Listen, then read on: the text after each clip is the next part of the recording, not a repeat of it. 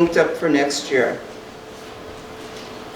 Stems and Steins is September the 7th. I know their committee is desperately looking for help.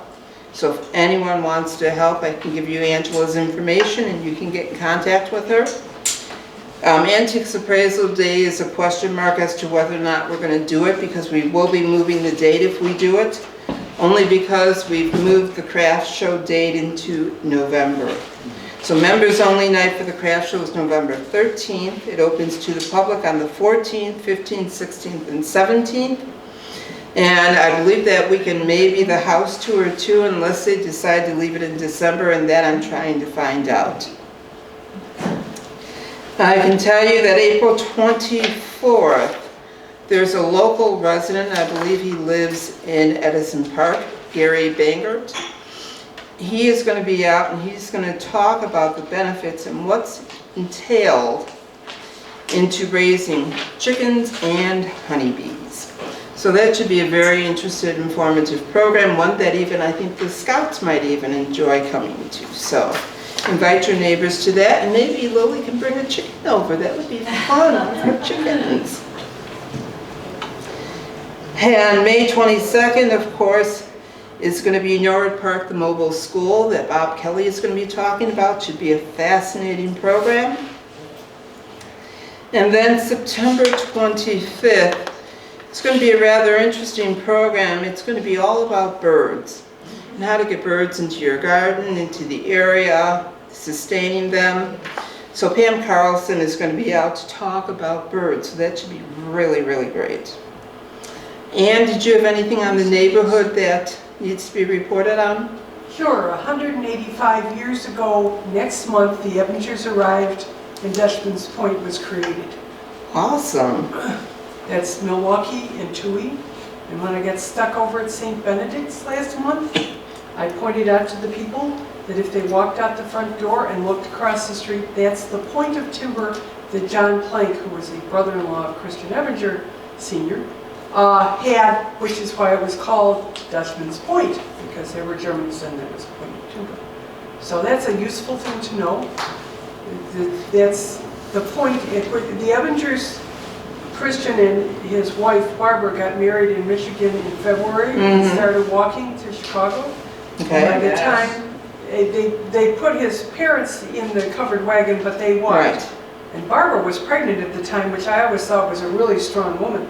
But they arrived, and his brothers and sister were already in Chicago, and they started up the trail that we know as Milwaukee Avenue, and their horse was bitten by a snake and could go no further, so they put a claim in on the land, and that's why it was called Dutchman's Point. Interesting. Oh. You know, that might be an interesting little paragraph article in the newsletter, Ann, to celebrate the anniversary. Or in the journal. Or in the journal. Journals. Or in the journal. One of the two. So. Okay, and tonight I can tell you there's refreshments back there, so feel free to get up and get refreshments throughout the night. But I'm going to turn the floor over to Dennis, who's one of our board members, and he is going to talk about the electrical capital of the world. Should be very interesting, Dennis. I'm looking forward to it. Okay. Thank you. All right.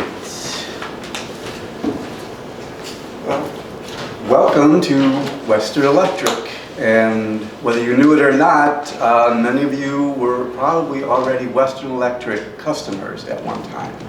Those of us of a certain age remember Ma Bell, right? That's where you got your phone service. It was Illinois Bell, the phone company. You didn't go to the shopping mall and talk to some teenager to explain your programs or anything. You know, there was a green truck pulled up in front of your house, and a guy with a leather tool belt came in, plugged the phone into your wall, and you better not put any additions onto it, and you better not take that out because it doesn't belong to you. It belongs to the Bell system. Well, Western Electric made all of that hardware. And their main factory, and for many years their only factory where all of those telephones and all of that equipment was made, was in Cicero, Illinois, at what's now Cermak and Cicero. And it was called the Hawthorn Works, one of the biggest factories in the world. Now, besides just its excellence in manufacturing for all those years, it was a great place to work for the people who worked there. Now, think about the place where you work now or the places you used to work. And think about, would you say this about your employer? And these are things that employees from the Hawthorn Works have said about it. The employees were treated like family. Loyalty was a fact of life at Western Electric. The plant kept my family going through hard times. There's good conditions, good bosses, nobody bothers you as long as you do your job. It was a very good way to live. So this was a place that early on, even more than 100 years ago, 1913, they began their pension program, fully paid pension program, medical benefits, paid vacations, etc., etc. So Western Electric started in the late 1860s. It was two gentlemen named Enos Barton and Elisha Gray, who started an electrical apparatus company, and they were making things for Western Union, the telegraph company. And in fact, Mr. Gray invented his own type of telephone, and he submitted his patent application the very same day as Alexander Graham Bell did. So initially, Mr. Bell had a hard time getting his business started. He offered to sell his patent to Western Union for $100,000 in 1877. They turned him down. They didn't think there was any future in it. They used the telegrams, right, for business purposes. It was written word. It would go on the record. The telephone is just voices that go into the air, so who's going to do that? Within a few years, they realized their error, that suddenly they realized people would just want to get on the phone and yap with each other, right? Just the way no one understood that Facebook people would really have a penchant for posting, videos of kitty cats on skateboards all of a sudden. So Western Union asked Mr. Gray and Mr. Barton to start building telephones for them. But Mr. Bell's patent was upheld in court. So that put Western Union out of the telephone business, and that put Western Electric almost out of business. But Bell had seen that they were good manufacturers. So as early as 1882, the Bell Company connected with Western Electric to become their official hardware supplier. Now, their first office in Chicago was on Kinsey Street into the 1880s. They expanded, and in the 1890s, they were on Clinton Street. This building is actually still there, right next to the Eisenhower Expressway today. You can still see it just west of the old post office. Through the 1890s, the telephone business expanded more and more, and they needed a new place to work. So in 1903, they purchased about 200 acres in what was then wide open prairie in the eastern edge of Cicero, at Cicero and what was then Cicero Avenue and what was then 22nd Street. The first building to go up was the water tower. And you see that the land there was just wide open. It was pretty much like Norwood Park at the time. This was the edge of the urban built-up area. So the factory opened by the next year. The first employees who were working there had to be trolleyed in by special trolleys that the company had, because the streetcar lines ended at 12th Street, which became Roosevelt Road, and Crawford, which became Pulaski. So that last mile west and south, they had to be brought in to the new plant. There were about 5,000 employees at first, a lot of them women who were just doing assembly work at tables. All through its history, Hawthorn employed a lot of women on the facility. This is their foundry.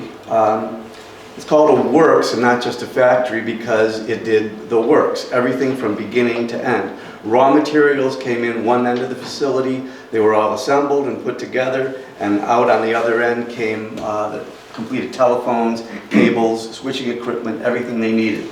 So they formed everything right on the site. This gentleman is Theodore Vail, who was president of AT&T. And he, more than anybody, even though he's unknown today, he more than anybody was responsible for shaping the Bell system as we knew it for most of the 20th century. In the early days, there were competing telephone companies. And AT&T's policy was, we're not going to connect with those other telephone companies. So if you're in the same town, or if you're next to a neighbor has a different telephone company, you could not call each other. And they stubbornly stuck to that for many years. Theodore Vail decided let's just connect with everyone so that there will be one uniform service, and gradually those other companies will see that it's in their best interest to simply become part of the Bell system, which is what happened. So by about 1911, 1912, the Bell system as we know it is shaping up. And this was how you got your phone service for most of the 20th century. AT&T was the parent company, and they also did long-distance telephone calls. Western Electric did the hardware manufacturing. There were 23 operating telephone companies around the country. In our case, it would be Illinois Bell. They were the actual service providers.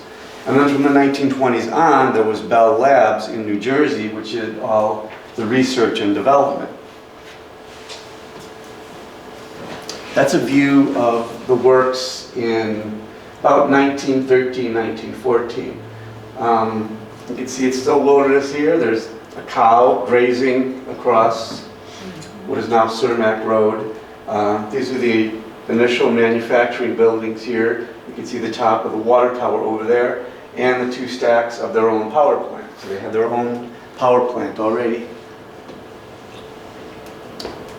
And kitty corner, on the northwest corner of Cicero and 22nd, there was a flying field in 1914. You can faintly see the works in the background there. But at that time, that intersection in Cicero, you had the most sophisticated communications equipment being built.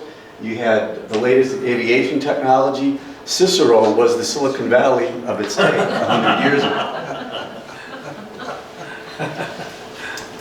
Now, already on the grounds, they gave a lot of space for employees to have recreation at tennis courts, softball games. This is looking north along Cicero Avenue. And then in the early years, the employee club was formed, which was an independent entity which planned all their activities, started up a night school. Starting in 1911, they had an outing each summer, one day, where they would take a boat trip across the lake to Michigan City, Indiana. This is in 1914. Some of the lady employees are promoting women's suffrage, votes for women. And then the following year, in 1915, the outing had grown so large that they chartered 5 boats to go across the lake. But of course, that was the day in 1915 when the Eastland, which was loaded up with 2,500 people, hadn't even departed yet from the pier, capsized in the Chicago River, and 800 people died that day. So a couple years later, when the First World War came along, for the first time, Western Electric became involved in defense production. There were about 20,000 people working there at the time, and because of the men going off to war, about 9,000 of them were women at this time. So they took on a lot of jobs they hadn't done before. They're working on lathes and punch presses and so forth in their Liberty suits, as they called them. Not terribly attractive, probably not very comfortable, but a lot of women for the first time were doing this factory work. And Western Electric was also called on to develop aerial radio systems, right? This is the first time in warfare that airplanes are being used. Until that time, none of them had radio communications. So beginning when the US entered the war in April 1917, Western Electric was given the assignment of coming up with the aerial communication system. Within 4 months, they had developed this headgear with the embedded earphones in it and the air-to-ground communications radios here. This is the gentleman in the suit looking up here. That's Mr. Edward Kraft. He was the head engineer at Bell Laboratories, and we'll see more of him later on. But within 4 months, Western Electric had developed those devices. This is a Flag Day rally in the summer of 1918 at the Hawthorn Works.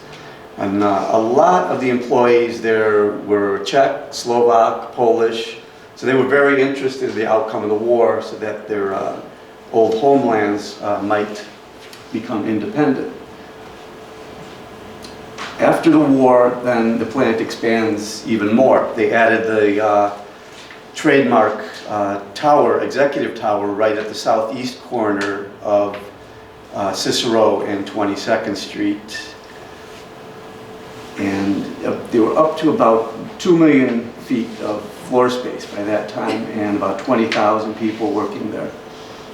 That's the cornerstone that they laid in 1919 when they built the tower, and we'll see a bit of that again later. But of course, as they usually do, they put a time capsule in there.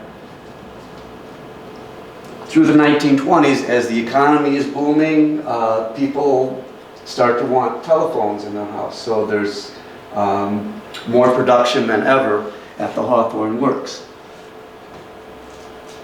That's how much the telephone system grew. So from about 300,000 around the turn of the century, there were 17 million phones in American houses by the mid-1920s. And from about 1913 until the mid-1920s, Hawthorn was the only Western Electric plant in America. That's quitting time in 1924. So even at 20,000 people at the beginning of the 1920s, that amount of workers doubled during that decade. So here, these men are putting copper and lead billets into the furnace to melt them down. At that time, 5% of all the lead mined in the United States was going to the Hawthorn Works. Huge amounts of other materials, copper, even silk, which they needed for insulating cable. So all of those were brought to the Hawthorn Works. And of course, nothing was wireless back then, so they had to make all the wire and cable. Miles and miles of it every year. And all the switchboards, all the background apparatus, besides the consumers' telephones, Western Electric was making all the switching equipment as well.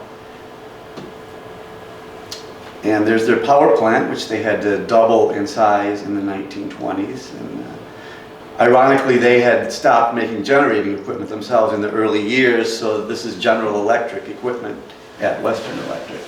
But they were generating enough power to light a city of 50,000 people. And that's the water tower looking from the southeast. In the lower right-hand corner there, you can see some of the coal cars coming in. The power plant burned 10 carloads of coal every day to power the works. They had a hospital on the grounds, so employees had medical coverage, and they also took care of injured workers on the grounds there. The Hawthorn Club ran the night school. By the mid-1920s, they had over 3,000 students in there. They would conduct courses relevant to work at the factory, so it would be electricity and, well, even stenography and office type courses. In 1927, they opened a gymnasium 2 blocks west along 22nd Street, along with playing fields and clubhouses there. That's inside the gymnasium, and ladies volleyball teams, bowling. People used to bowl a lot back then. Nobody bowls anymore, but bowling was a big thing. And the neighborhood grew as well. This is looking straight west from the plant. In 1900, there were 4,500 people in Cicero. By 1920, there were 45,000. And the Hawthorn Club also operated their own savings and loan. So the people who were working there were buying houses in the town, in the area. And the major difference is this wasn't a company town like Pullman. Western Electric did not hold mortgages, they did not collect rent, they did not own the houses of these people. Cicero became in Cicero by 1920 something, had the largest number of homeowners of any town in Chicago because of this. So, of course, the company encouraged thrift, but the savings and loan and the credit union and the school were all run by the employees themselves. This is quitting time in the late 1920s. And you know, I always thought that sunset looked a little too pretty to be Cicero, and it was. I found out later that was grafted on later. That's an Arizona sunset on Cicero. But you can see the crowd of the streetcars and all the automobiles too. People were able to finance their cars through the credit union at the company as well.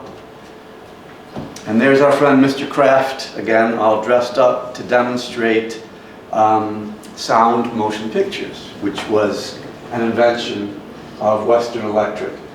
Now, the first type of sound movies, and this was the type of sound that was used for the Jazz Singer, which is widely considered the first full talkie movie. But you see he's holding a record there. So the sound was recorded on a disc, which was then be played in sync with the film. There was another system which Western Electric later bought the rights to, which had the soundtrack on the film itself. And that became the more practical and more common method to use. That was a familiar logo that you would see on theaters, or if you watch old movies, any movies that were made from like 1927 through 1956. Take a look at the opening credits and you'll see either this logo for Western Electric or the one for RCA's inferior product. But Western Electric that Western Electric logo meant that the equipment that recorded that movie was made in Cicero. And Western Electric also installed the sound systems in the movie theaters as well. This is Doug Shearer, who became one of the first sound experts in Hollywood. The first 10 Academy Awards given for Best Sound starting in 1930, all 10 of those went to Western Electric Sound. Doug Shearer eventually collected 12 Oscars in his career for his work with sound in movies. And this is a typical scene in the late 1920s. A lot of women, again, doing bench work, assembly work, and the company's working at an unprecedented rate. They're having to produce product with a number of people that really hasn't been done before. So they wanted to do a lot of research into how we can maximize production. Initially, in the early part of the 20th century, it was simply a matter of time and motion studies. How fast can we make people work, right? There are limits to the human body. There's only so much they can do. So Western Electric was interested in finding out other methods.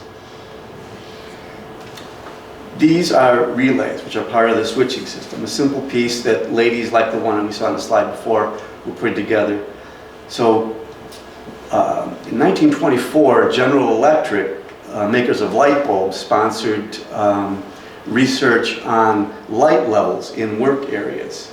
So they would install brighter lights in certain areas, and they were hoping that the outcome would be the more lights you have, the better your workers produce, therefore buy more General Electric light bulbs. But the strange thing they were finding was that sometimes they would leave the lights the same, sometimes they would even put in dimmer lights in certain places, but the production still kept going up. There was no correlation between bright light and production. So they were curious about this, and they wanted to do more research on what increases production among workers. So there were relay workers, young ladies who were putting together these little devices here, which have about 30 little pieces that they put together all day long.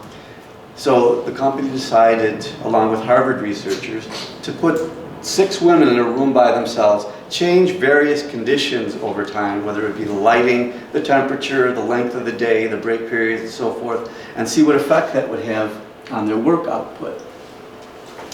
So these are some of the ladies in the relay assembly rooms. And so they were separated there, making their little relays that are coming out of the chute there.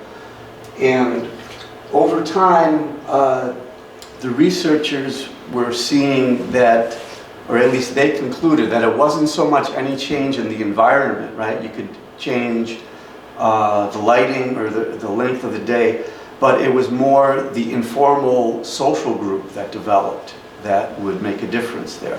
They did further tests with men in wire assembly rooms, and basically what they found out was that, you know, people in a group, when they're working together, they will conspire to find ways to make their work less difficult and their profit greater. You know, it's a big surprise.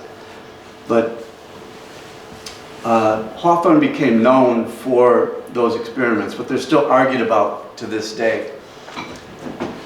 These are the Hello Charlie girls in the early 1930s. They had sort of a beauty contest every year among their ladies.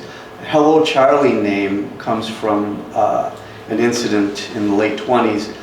The plant was so big at that time, they had their own post office substation there. Someone mailed in a postcard that just was addressed to Charlie at the Hawthorn Works. So they handed it around and they eventually tracked down Charlie. So the story got out. So everyone who worked at Western Electric then was nicknamed Charlie. So they had this beauty contest every year for the Hello Charlie girl. And of course it was a big get together. You know, they like to have their big outdoor events there. So the 20s end, 1930 comes along, and the bottom drops out of everything that it did for many businesses. You see that over the 1920s, revenues more than doubled, from about 150 million up to more than 400 million in 1929. It started to drop off in 1930 and plummeted after that. Now the whole company was based on increasing phone usage in America. The Depression came along, and not only were there fewer new phones demanded, but 15% of the people who had telephones gave up their phone service. So they're almost down to nothing. So they had reached 40,000 employees at the end of the 1920s. By 1931-32, that fell to 6,000.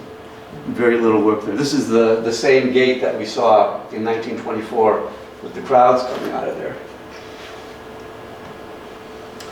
Fortunately, they were still producing sound movie equipment, so about 10% of the people they had left were working on installing speakers and sound systems for theaters.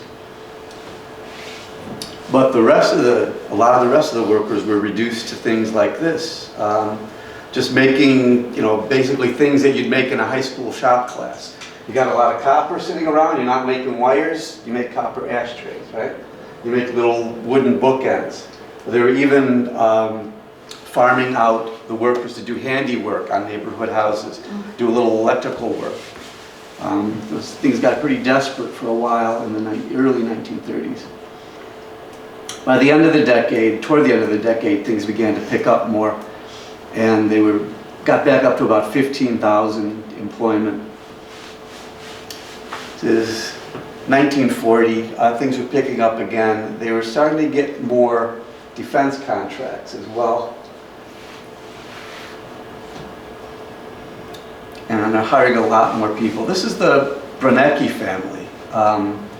Family portrait, and also a portrait of all Western Electric employees. And that was not uncommon. 8 of the family worked at Western Electric. They all started in the 30s and 40s.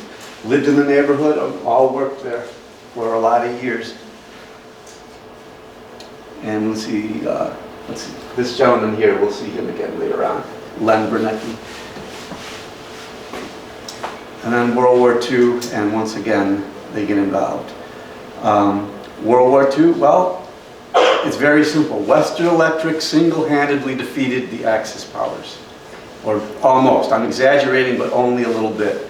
The amount of work they did, the amount of production was amazing. If you just take the city of Chicago alone and consider how much communication equipment was made here, the radar equipment, the radios, and this just a Western Electric. Then there was also Zenith, there was Galvin, Motorola, there was Hallicrafter, Stuart Warner, B-29 engines at Ford City, the Douglas plant up here in Norwood Park.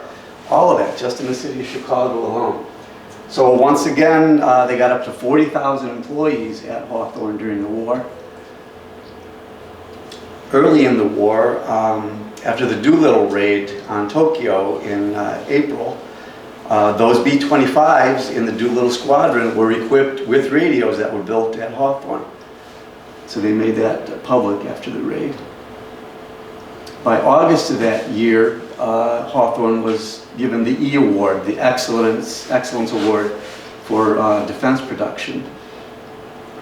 And nice little gathering in the yard there of their 40,000 or so people coming out to see the award. This gentleman is named Doug Leach. By the end of 1942, Doug was an employee at Hawthorn, and he became the 2000th employee of Western Electric to enlist in the armed forces. He joined the Army Air Force. He was a truck driver on the grounds, and his wife stepped in and took his job. And these are the Hello Charlie girls. They kept that contest going during the war, keep morale up. This young lady is named Jenny Shearer. She was the 1941 Hello Charlie girl. And this gentleman is Bob Brooke, who was from Cicero. And before the U.S. entered the war, he joined the volunteer Flying Tigers in Burma and China. And he was flying there already for more than a year as a fighter pilot before the U.S. entered the war. When the U.S. came in, he came home and entered the U.S. Armed Forces. He was from Cicero, so he got a parade down Cermak Road. You know, what more could you ask for if you're a kid from Cicero? Big day, all of his own, and he took a tour of the Hawthorn Works, escorted by Ginny Shearer, the Hello Charlie girl. So they stayed in touch through the fall. He went to a new assignment as a flight instructor down in Orlando. And in November of that year, they were married. He married the Hello Charlie girl. This is actually at the Oak Park Arms Hotel. So they were married at the end of November. December 20th of 42, he was killed in a training accident. One of the items that they built at Hawthorn was this gun director, which was the most advanced equipment for its time. This device here is an electronic tracker. Using radar, it could track incoming aircraft, determine their speed, the distance, and their direction, and then feed that into an analog computer, and the whole unit together could then automatically aim the weapon. So this is the device that was made at Western Electric, and the gun itself was made by Chevrolet. So this device together worked, that was shooting down rocket weapons and enemy aircraft in 44 and 45. And that's some of the outfits that the ladies at the works were wearing in the wartime. And they turned out a lot of radar equipment. About half of the radar equipment used by the U.S. Armed Forces came from Hawthorn Works.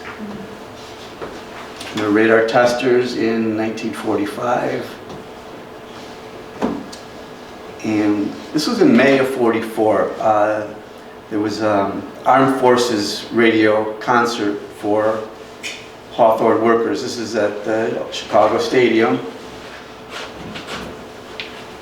And they got to see Tommy Dorsey Band with Gene Krupa on the drums. So not a bad night there. So this is just the totals for 1943. $575 million worth of military equipment produced at Hawthorn. And so there's the gun director devices that we saw, various telephone apparatus, radios. About a third of it is top secret equipment. It did a lot of headphones, microphones for air, for ships, all of those.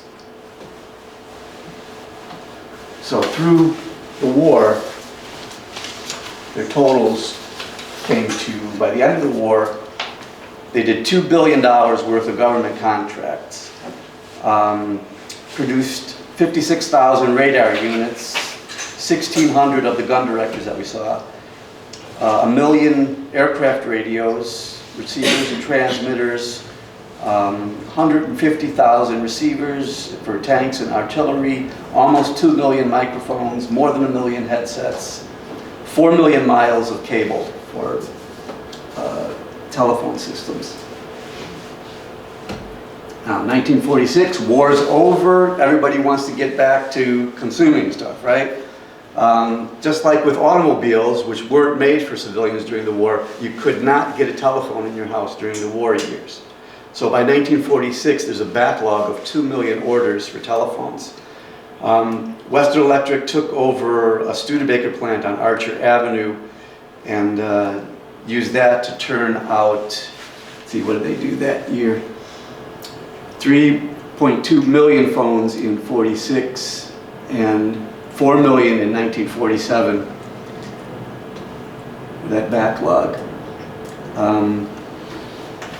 By 1945, the plant has been there for 44 years already. The gentlemen in this photo, what they have in common besides white shirts and receding hairlines is that all of them had at least 40 years of service with Western Electric. And that was not uncommon. There's, let's see, the story from 55 here somewhere. That in that year, 25%, by the 50th anniversary of the plant in 1955, there were 21,000 people still working there. A quarter of them had 25 or more years with the company. 9,000 had 15 years, and there were 4,500 workers on pension with the company. The restaurants and cafeterias were turning out 27,000 meals every day. And some of you probably recognize this weird structure. This was along Fullerton at Normandy, and that was Western Electric as well. They took over another plant at Normandy and Fullerton, and they were building radar equipment there. This was a radar test stand.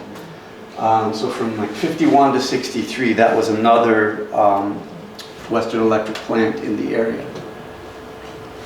In 1952, Western Electric built the telephone system for the SS United States, the luxury ocean liner, largest floating telephone system in the world.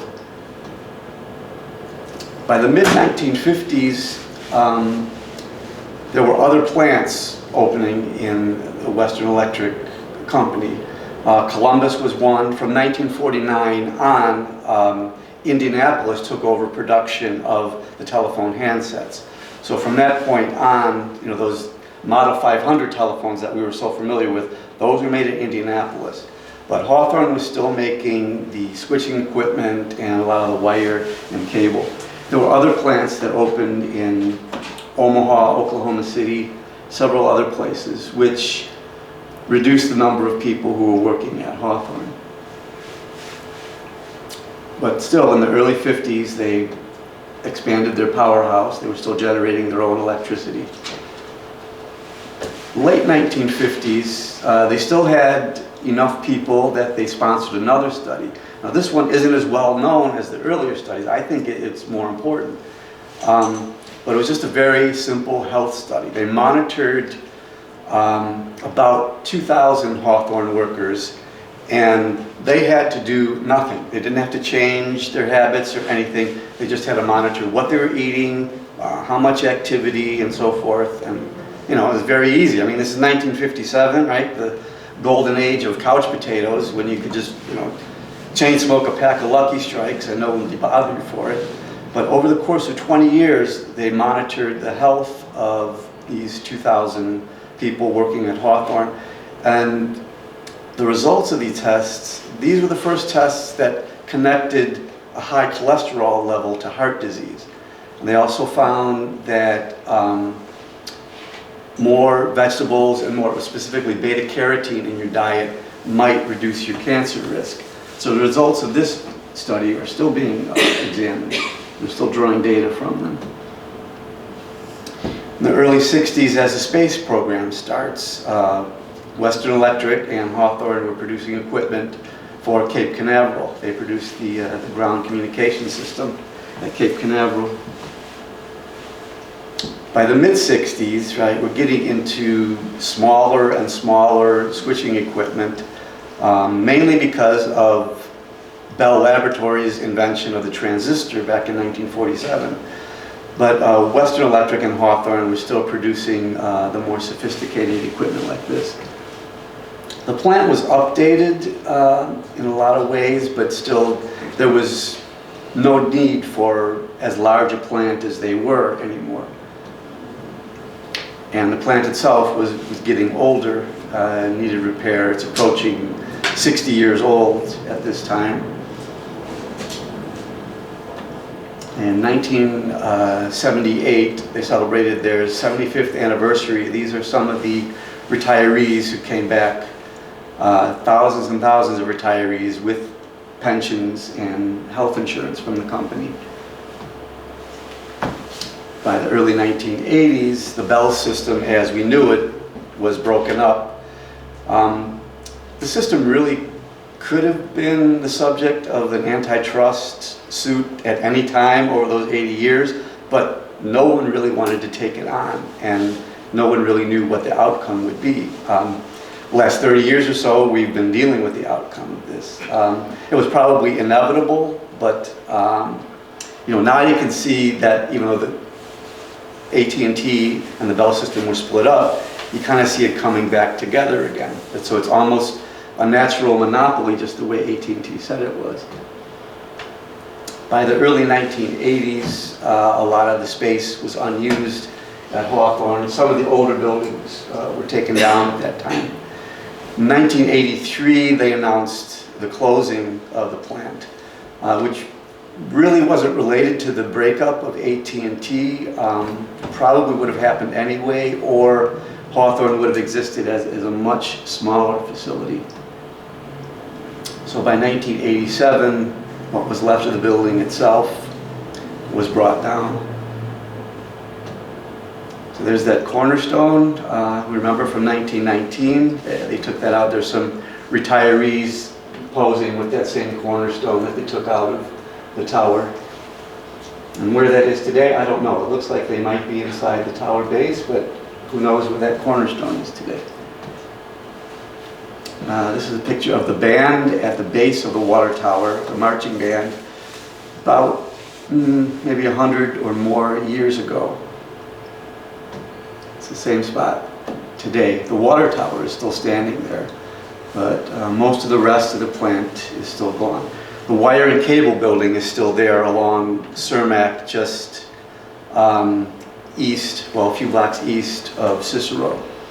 And that's a Cook County warehouse today. And the main gates that used to be on Cicero Avenue, that gate is now at St. James at Sag Bridge Church. If you go down Archer Avenue out in Lamont, those are the old gates from the Hawthorn Works that they have there. And the old SS United States, well, it's tied up to a pier in Philadelphia now, rusting away. All that wiring inside was sold for scrap years ago.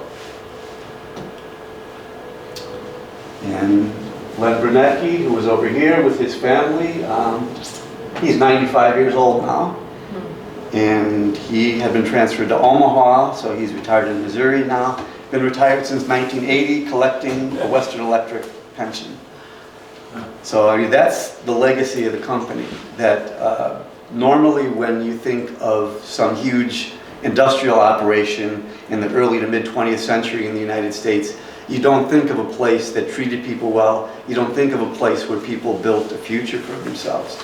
But that's what Hawthorn was. The company made a simple decision that it's in our benefit to treat our people decently and to give them a leg up in life, and people worked hard. They benefited for it.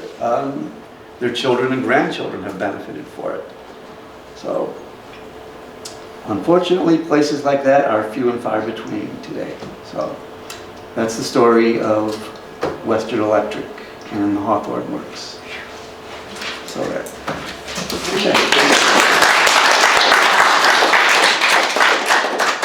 And I have some company publications up here if you want to. Yes. I have a question that's, you showed, your chart showed that the number of phones dropped sharply, the Great Depression. What percentage of homes do you think really had telephones then? Like It was half, approaching a third, 50% by the end of the 50%? 1920s. Oh. So yeah, it was growing, rapidly in the same way that any other new technology, the way TV ownership exploded after World War II, the way internet connections exploded in the last 15, 20 years. Same thing, but it was really halted and turned back during those years. And so you said you couldn't get a telephone during the war. Those that had telephones, though, they could still use them? They could, but even then, if you look through the magazines, then you'll see a lot of ads, even ads put in by the Bell system, telling people, limit your calls, quit yakking on the phone, don't you know there's a war on, reserve it for emergency calls. So they were encouraging people, either make your phone calls late at night, the servicemen or emergency calls could get through, and limit it to 5 minutes. Yes. Dennis, though, is there a relationship to Teletype Corporation? Yeah, they, I don't know if they were owned by Western Electric or AT&T. AT&T was the parent company, but yeah, Teletype was part of the whole Bell system. Yeah, because I remember you used to be able to see the legacy of Teletype in the Village Crossing Shopping Center. And some of the old building, now the legacy part is gone, but the parking structure, I think, was still part of the original Teletype plant. Yeah. Yes. How did you get interested in this? Well, my grandfather was Bell Telephone, my father was Bell Telephone for 30 years, and then I worked at Morton College for a time in Cicero, and they had a museum there dedicated to the Hawthorn works. And I had the chance to talk to some of the retirees and hear their stories and learn a lot about this factory. I didn't know much about it myself. I just knew once there was this big place down there and once there was a company called Western Electric. But yeah, I didn't know how vast it was and all the things that it was responsible for. Yes, Harris. Yeah, any connection having to do with the Hawthorn race course? Just the location. Okay. That subdivision along Cicero there was called Hawthorn at the time that they started building it. Yeah.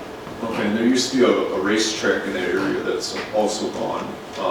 They used it for NASCAR, It was quite some time, or just Yeah, there was drivers? Hawthorn and Sportsman's. They're both- Sportsman's yeah. Park. That was Yeah. no connection whatsoever. No, just location. They're Okay. very close to each other. Yes. Fabulous job. Thank you. My main question was, how'd you get interested too? But since we already answered that, did they run multiple shifts? Oh yeah, yeah. They were So they can 24/7. Yeah, okay, that's what I'm trying to Yeah, figure. part of the time, especially during the war, Okay. they were doing 24/7. But yeah, I knew some people. I spoke to some retirees who spent their whole careers working the graveyard shift. Yes. Yeah, you mentioned during the war with the large number of employees that they would employ. As I worked, this was back in the late 60s, maybe early 70s, at a plant called Melco Chemical, which was at 71st and Pulaski, right next to the Ford plant. And one of the old electricians would just enjoy telling the story that during the war, he would be able to collect 2 paychecks, him and his buddy, because they would cross through the fence and one would punch each other in and every other day. And they had so many employees, he mentioned, that they had no idea who was working and where. Yeah, there were big operations, and it was very lucrative for workers. There were decent pay and overtime pay for assembly work, and it was just the nature of the work back then that you needed that many hands to put things together. These were all places where they made something that you could hold in your hands. and they needed a lot of people. And it's just different nature, even with manufacturing now, that the things are much smaller, much more precise, and you do not need that many hands doing it anymore. And then also you mentioned, there aren't many companies like that nowadays. I heard today on the public radio, they mentioned that Sears Yeah, I saw that. canceled all their health insurance. Yeah, for life retirees. insurance For all retirees. Yeah. Hold it. I worked for them for 10 years. Yeah, I was laid off from that place too. So yeah, I'm sure, Julius Rosenwald is turning over in his grave. I mean, that was another person who saw an obligation on the part of management, on the part of even the founder of a company, to share the wealth, or to be fair with people. Whereas in other cases, take Henry Ford, for example, it was just, for him, that's my name on the factory, that's my house, you're in my house, you do, whatever I tell you to do. And, Ford had to hire 1,000 workers every year to keep 100 positions filled, because that many people would get out of there. Right? That's what Western Electric was looking to get past, and they succeeded in it. And it's a no-brainer, really. Treat people with respect, and they're going to stay there, and they're going to be loyal to the company, and they're going to do a good job for you. And they feel like they're part of something bigger than themselves. Was the plant unionized? Yeah, they resisted unions for a while. It was just, they did a lot of scrutiny of job applicants in the early years, and that's why you saw a lot of families there, because if somebody could recommend you, you'd get in. If anybody was a known labor agitator, they weren't going to get in there. But then at the same time, in the mid-30s, when the CIO was trying to organize the plant, they couldn't get any traction, because the workers would tell them, what can you do for me that I'm not already getting right now, So the company's attitude was, we'll show you, we'll give you better benefits than any union could ever give you. And the workers said, oh, okay, it works for me, After the war, they were AFL, they were IBEW affiliated. Did they make any products for other companies that? In the early years, and then in the mid-1920s, they stopped, doing job work like that, because AT&T wanted them to be devoted strictly to telephone apparatus, which again, when the Depression hit a few years later, that really hurt them, because they had no other field to go into. They were strictly funneling everything into AT&T. Did they let people go during the Depression, or did they find other jobs? They tried hard at first, shortening hours, shortening the work week down to 4 days. They cut out overtime, they cut pay, but yeah, they went down from 40,000 to about 6,000 or 7,000 at the worst. Yeah. Okay, so I had an aunt who worked at Western Electric in the early 1950s, so I knew that connection. But what I didn't realize was that the radar testing site at Fullerton and Normandy was a Western Electric site. And I remember being in high school, we called it the highway ramp to nowhere, because that's kind of what it looked like. That's what we did. Yeah, right, yeah, exactly. But later, in the mid-1990s, I actually have a connection to that site, because that site was a project that I was working on to bring Home Depot to Chicago. And that was the site that was chosen, and the city of Chicago helped fund the infrastructure issues. And the issue was that the concrete, there was this layer of concrete across the entire site that was like a foot or more thick, and it didn't have utilities under it, and pretty much nobody wanted to invest in that site, because how do you build on this? So all of that had to be broken up, and the highway ramp to nowhere had to be removed. But Home Depot is there today, so please shop there. Yeah, that's how most of it turns out. I mean, the site of the Hawthorn Works itself today is a shopping center. There's movie theaters, there's Dollar Tree, Menards, and so forth, and that's what it all turns into. Yes. Couple of comments. This is the 100th anniversary of the National Football League this year. George Hellis Yeah, was employed during the summer in 1915 yeah. at Western Electric. And that was the year of the Eastland disaster. He overslept Mm-hmm. and missed, by the time he arrived at the dock where the Eastland was, which we was supposed to board, had already capsized. Yeah. So had he not slept later, arrived on time, you probably wouldn't have the Decatur Staleys and the Chicago Bears, or maybe And not even the his football. future wife, he met there as well. She worked at Hawthorn. Oh, is that right? Yeah, without Hawthorn, there wouldn't have been Virginia McCaskey either. No, okay. The other point I want to make is because of the telephone. Mhm. In 1948, during the Harry Truman, George Dewey, Tom Dewey, yeah. In the election. was it George Dewey? Tom Dewey. Huh? Dewey. Tom Dewey. Yeah, Tom Dewey. Presidential campaign, Mhm. pollsters called people on the telephone to see which way they would vote. And a majority of them told them they were voting for Thomas Dewey. Mhm. But what the pollsters didn't factor in was that the people who could afford telephones at that time were primarily had families with money.